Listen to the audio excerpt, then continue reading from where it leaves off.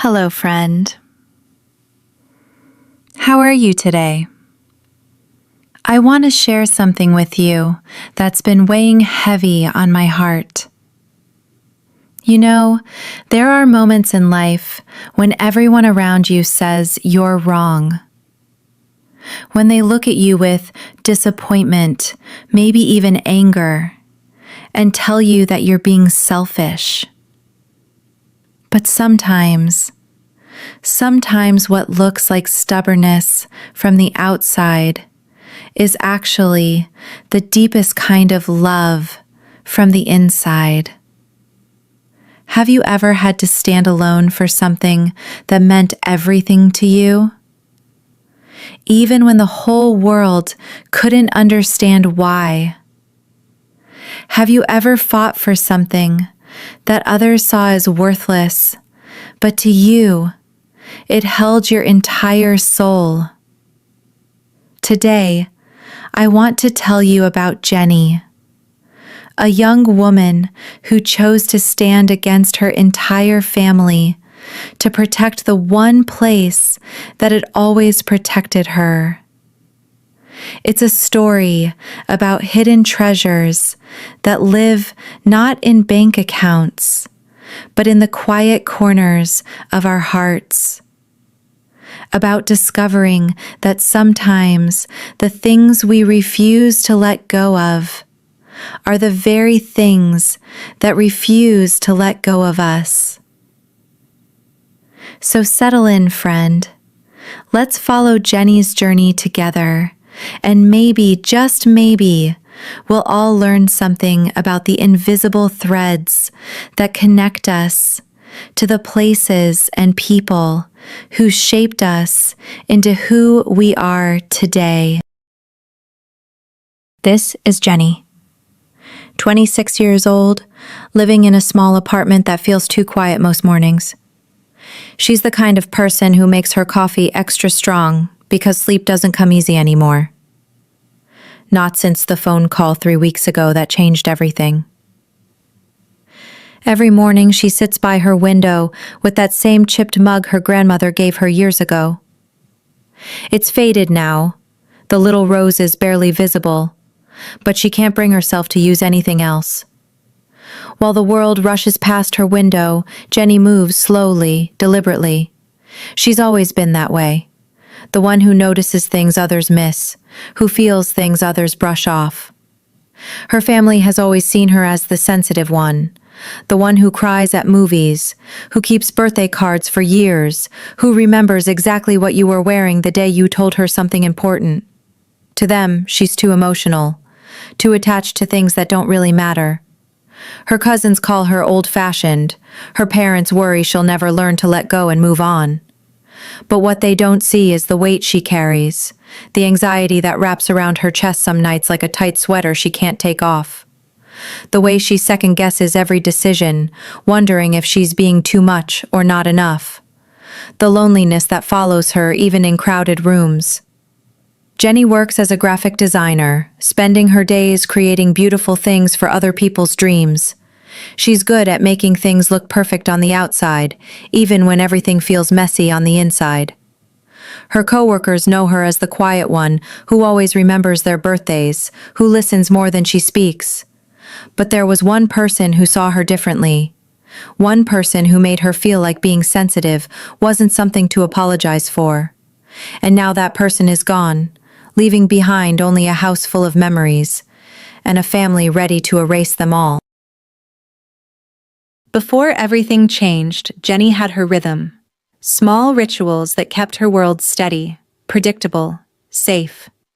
She'd wake up at 7:15 every morning, not because she had to, but because that's when the light hit her bedroom window just right. The same navy cardigan hung on the back of her chair, soft and worn from years of comfort. She'd slip it on like armor against the world, the sleeves pushed up to her elbows in that unconscious way people do when they're about to create something. Her apartment was small but carefully arranged, books stacked in perfect towers beside her desk. Plants lined the windowsill, each one a gift from her grandmother over the years. a jade plant, a spider plant with babies trailing down like green waterfalls, and a stubborn little cactus that somehow thrived despite Jennie's tendency to overwater everything she cared about. The walk to her design studio took exactly 18 minutes. She knew because she'd counted. The same route every day past the coffee shop where Maria always waved from behind the counter, past the corner where Mrs. Chen fed stray cats every morning at 8:30 sharp. Jennie never stopped to chat, but she noticed. She always noticed. At work, her colleagues knew her as the reliable one, the one who remembered to water the office plants, who quietly fixed other people's design mistakes without taking credit, who always had an extra granola bar in her desk drawer for anyone having a rough day. They'd find little notes she'd leave sometimes. "Great job on the Johnson project," or "Hope your presentation goes well today," written in her careful handwriting on post-it notes the color of sunshine. Her desk was organized chaos. Color swatches arranged by feeling rather than hue. Sketches pinned to a corkboard that told the story of campaigns and brands and other people's dreams made visual. She had a small ceramic elephant her grandmother had given her for luck, its trunk pointed toward the window to welcome good fortune. Lunch was usually eaten alone, but not lonely. She'd sit in the small park across the street, watching people and imagining their stories. The businessman who always loosened his tie at exactly 12:47. The young mother who counted her toddler's steps like they were precious coins. The elderly man who brought breadcrumbs for pigeons that knew him by sight. Evenings were for cooking simple meals and calling her grandmother. Every Tuesday and Friday, 6 o'clock sharp. Her grandmother would ask about work, about her plants, about whether she was eating enough vegetables. Jennie would share the small victories of her day, a design that made a client smile, a coworker who seemed less stressed after one of her quiet kindnesses. These calls were the anchor of her week. The one place where being sensitive wasn't a character flaw to manage, but a gift to celebrate. But that Tuesday, 3 weeks ago, her grandmother didn't answer.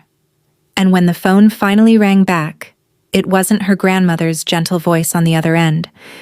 It was her Aunt Sarah, with news that would unravel every careful thread of the life Jennie had woven for herself. The meeting happened on a Thursday. Gray skies, the kind of day that feels like the world is holding its breath. Jennie stood in her grandmother's living room, surrounded by faces that shared her blood but felt like strangers. Her Aunt Sarah held a manila folder thick with paperwork, her fingers drumming impatiently against the coffee table where Jennie had shared countless cups of tea with the woman they were all here to discuss. "It's a seller's market," her cousin David said, his voice cutting through the silence like a blade. "We could get at least 400,000, maybe more if we stage it right." 400,000. As if her grandmother's love could be measured in dollars and cents. Jennie watched them move through the house like appraisers, pointing at crown molding and original hardwood floors, calculating square footage and lot value. They saw investment potential. She saw the kitchen where her grandmother taught her that pancakes taste better when you add a pinch of cinnamon and a whole lot of patience. They saw outdated wallpaper. She saw the roses her grandmother had chosen because they reminded her of the garden she'd left behind when she married her grandfather. "Jennie, you're being quiet," her mother said, and there was warning in her voice, the kind of tone that meant, "Don't you dare embarrass me in front of my family." But Jennie couldn't speak. Her throat felt tight, like someone had wrapped their hands around her neck and squeezed. Every time she tried to find words, they crumbled before they could reach her lips. "She's always been too emotional about things," Aunt Sarah said, not unkindly, but with the casual dismissal of someone who'd never understood why Jennie cried at commercials or kept every birthday card she'd ever received. "But we need to be practical here. The house needs work, and none of us have the time or money to maintain it properly." They were talking about her like she wasn't there, like her feelings were something inconvenient to navigate around, not something that mattered. "Look," David continued, I know we all loved Grandma, but keeping this place isn't going to bring her back. It's just going to drain our bank accounts." That's when something inside Jennie broke. Not the gentle crack of a heart that's learned to hurt quietly, but the sharp snap of a spirit that's been pushed too far. "No." The word came out smaller than she meant it to, barely more than a whisper. But in the sudden silence of that room, it echoed like thunder. "What did you say?" Aunt Sarah's voice was ice cold now. Jennie lifted her chin, and for the first time in her life, she felt the weight of every person in that room pressing down on her shoulders. But she also felt something else. Something that tasted like her grandmother's lavender tea and sounded like her gentle voice saying, "Sometimes, sweetheart, the bravest thing you can do is stand up for what matters, even when you're standing alone." I said no. I won't sign the papers. I won't sell this house. The silence that followed wasn't just quiet. It was the kind of silence that comes before storms, heavy with the promise of things that can't be taken back. After they left, Jennie stood alone in the silence they'd left behind. The house felt different now. Heavier somehow, as if it knew what they wanted to do to it. The walls seemed to lean in closer, holding their breath, waiting to see if she would really fight for them or if she'd crumble like everyone expected her to. She walked through each room slowly, her footsteps echoing on hardwood floors her grandmother had polished by hand every Saturday morning for 43 years. In the kitchen, the old clock ticked steadily, the same rhythm that had marked time through decades of Sunday dinners and birthday celebrations and quiet Tuesday afternoons. Jennie found herself at her grandmother's reading chair, the blue velvet worn smooth on the armrests where gentle hands had rested while turning thousands of pages. She sank into it, and for a moment, she could almost smell lavender and vanilla, almost hear her grandmother's voice reading aloud from one of her countless books. That's when the doubt crept in, cold fingers wrapping around her heart. Maybe they were right. Maybe she was being selfish, clinging to a building that couldn't love her back. Maybe keeping this house was just another way of avoiding the real world, like her family always said she did. Maybe her grandmother would be disappointed in her for causing such pain to everyone they both loved. The tears came then, hot and angry and full of 3 weeks' worth of grief she'd been too busy fighting to properly feel. She cried for her grandmother, who died alone in a hospital bed while Jennie was stuck in traffic after a meaningless client meeting. She cried for the phone calls they'd never have again, for the recipes that died with her, for the gentle wisdom that no one else would ever offer her quite the same way. She cried because she felt so incredibly, achingly alone. But as the tears slowed, something else emerged, a memory, soft and clear as morning light. She was 8 years old, standing in this very room, devastated because the other kids at school had called her weird for reading during recess instead of playing kickball. Her grandmother had knelt down, taken her small face in weathered hands, and said something Jennie had forgotten until this exact moment. "Sweetheart, there will be times when the whole world tells you that loving something deeply is wrong. They'll call you too sensitive, too attached, too much. But I want you to remember something important." Her grandmother's eyes had been fierce then, fierce with protective love. The world needs people who feel deeply. The world needs people who fight for beauty, for memory, for the things that can't defend themselves. Don't ever let them convince you that your tender heart is a weakness. Sitting in that chair now, 26 years old and fighting the same battle, Jennie understood something she'd never seen before. This wasn't about being stubborn or selfish or unable to let go. This was about being the keeper of something precious. Someone had to remember. Someone had to stand guard over love itself. And maybe, just maybe, that someone was supposed to be her. The next morning, Jennie found herself drawn to her grandmother's kitchen. Not the modern, updated kitchen her family saw, but the heart of the house where magic had always lived in mason jars and handwritten recipe cards. She opened the old wooden recipe box, the one her grandmother had painted with tiny yellow flowers 30 years ago. Inside, beneath cards stained with vanilla and cinnamon, beneath decades of family dinners written in fading ink, her fingers found something unexpected. A letter.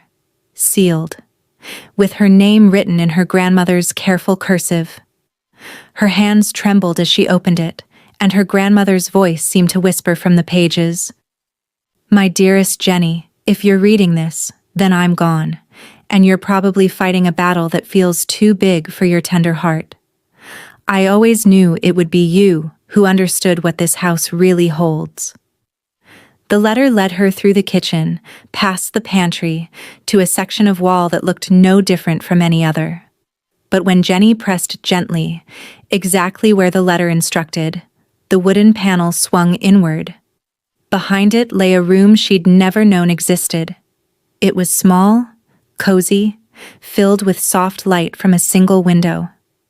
But what took Jennie's breath away weren't the walls lined with photo albums and journals. It was what covered every surface, evidence of quiet love that had moved through their family like invisible threads for decades. College acceptance letters her grandmother had kept from every grandchild. Hospital bills marked paid in full in her grandmother's handwriting. Business loan documents, rent receipts. A notebook titled Family Blessings Given, with dates and amounts that stretched back 20 years. Her grandmother had been their family's guardian angel, and no one had known.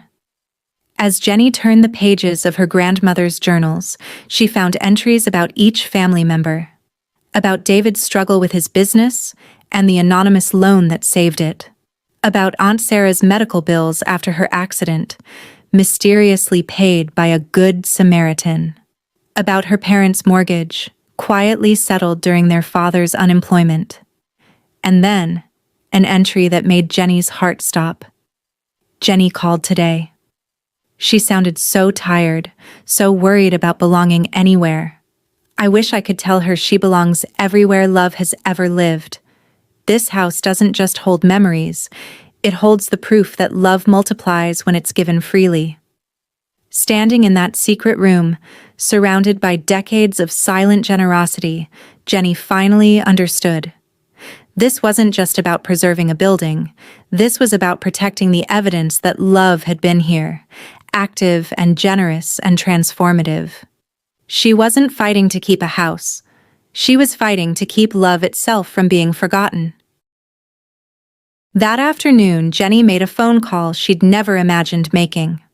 "Aunt Sarah? It's Jennie. I need you all to come back to the house. There's something I need to show you." Her voice was different now, steadier. Not the trembling whisper of someone afraid to take up space, but the quiet confidence of someone who'd found their purpose. When they gathered again in her grandmother's living room, the same faces wore the same expressions of frustration and impatience. But this time, Jennie wasn't looking at the floor. She was looking at each of them, seeing not the people who wanted to tear down what she loved, but the family her grandmother had loved enough to help in secret for decades. "Before you say anything," Jennie began, her grandmother's letter folded carefully in her hands, "I want to show you why this house can't be sold." She led them through the kitchen, past the pantry, to the hidden room that had changed everything. One by one, she watched their faces transform as they discovered the truth their grandmother had kept hidden. David's hands shook as he held the loan documents that had saved his business. Aunt Sarah wept over medical bills she'd never known were paid by someone else's sacrifice.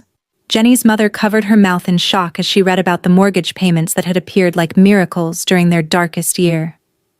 "She helped all of us," Jennie said softly, watching her family see their grandmother not just as the woman who baked cookies and remembered birthdays, but as the guardian angel who had moved through their lives like grace itself. The silence in that small room wasn't heavy anymore. It was sacred. "We can't sell this," David whispered. And for the first time since their grandmother's passing, his voice carried wonder instead of calculations. But Jennie's transformation went deeper than preserving a house. Over the following weeks, she found herself changing in ways she'd never expected. The anxiety that had wrapped around her chest for years began to loosen, replaced by something she'd almost forgotten she was capable of: peace. She started leaving notes for her coworkers again, but this time she signed them.